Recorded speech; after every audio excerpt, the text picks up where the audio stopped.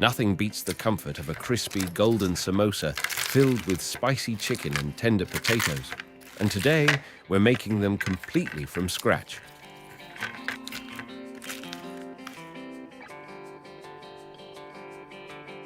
Start with the filling. Slice up some onions,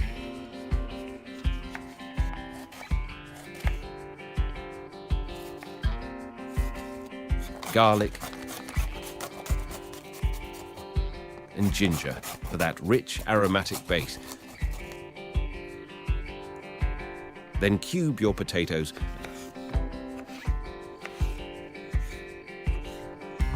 and soak them in water to keep them fresh and stop them from browning.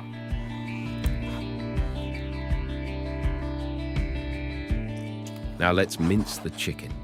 I'm using a cleaver here. It's a bit of a workout, but super satisfying. Fun fact, hand mincing like this gives a better texture than using a food processor. You get nice, uneven bits that soak up the spices better and feel more rustic, just like street-style samosas.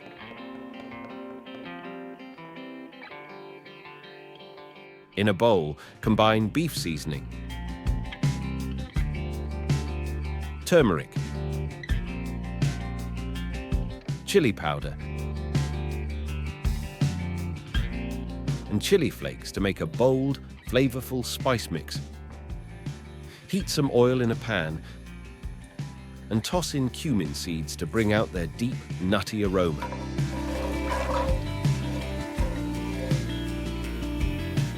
Sauté the onions, garlic, and ginger until they're golden and fragrant. Adding a splash of water if they start to stick. Stir in the spices.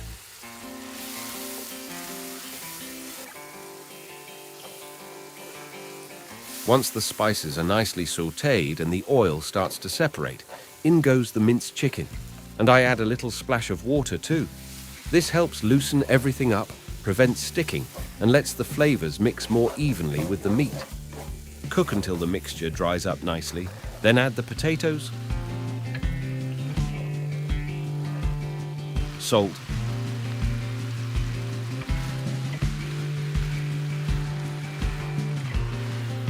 and chicken cube powder and stir.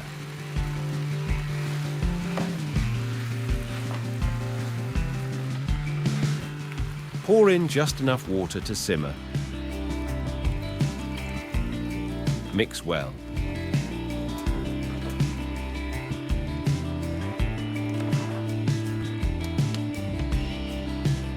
Cover the pan and let it cook, checking occasionally to prevent burning or sticking.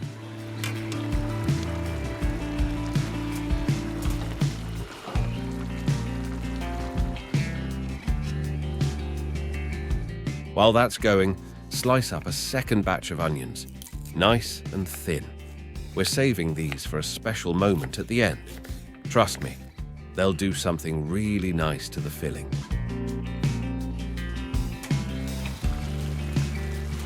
When the filling starts to dry down, stir in the new onions. This second round of onions is added late to bring a light crunch and a bit of freshness to the filling. Cover again and cook for 2 to 3 minutes. At this point, the water should have evaporated. The potatoes will be soft and everything well combined.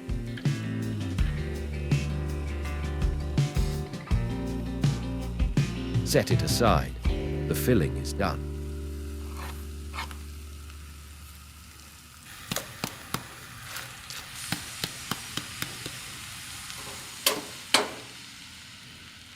Now for the dough. Sift your flour to remove any unwanted bits. Then mix in salt and cumin seeds, rubbing them between your palms to release all their flavor. Then slowly add warm ghee, a little at a time, and mix it in until the flour starts clumping together.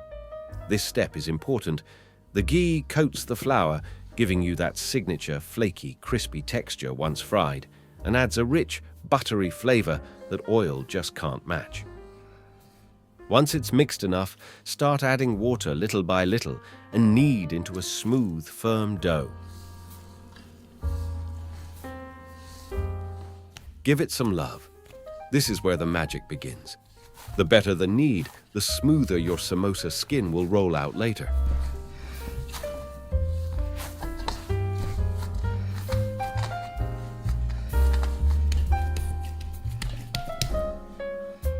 Cover it and let it rest for 30 to 60 minutes.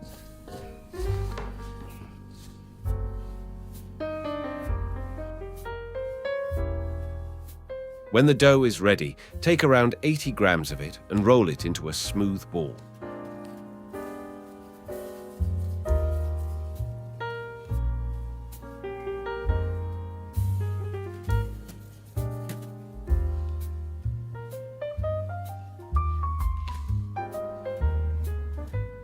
Lightly flour your surface and roll the dough out into a thin circle.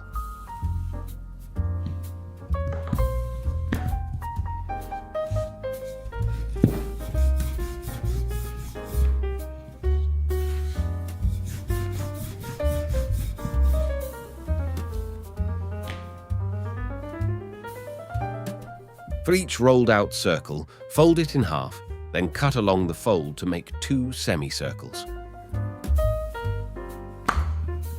Take one piece, wet the straight edge with a little water to help it seal, and shape it into a cone by bringing the corners together and pressing gently.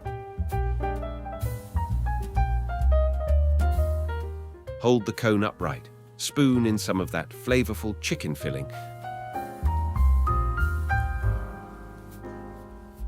then wet the top edges and pinch them shut. You can fold or crimp the top however you like. Neat or rustic, it's all about your style.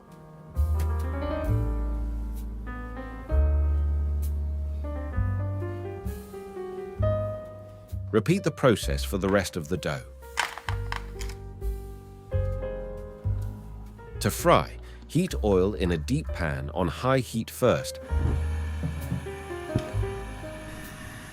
Then lower it to low just before adding the samosas. This helps prevent sudden browning.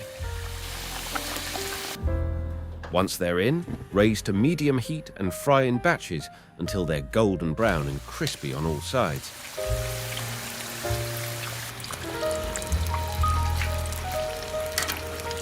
Then, just before taking them out, increase the heat to high again for a few seconds. This helps push out any excess oil and gives the crust that final crunch. And that's it. Beautifully made chicken samosas, crunchy on the outside, warm and spicy on the inside, and packed with flavor in every bite.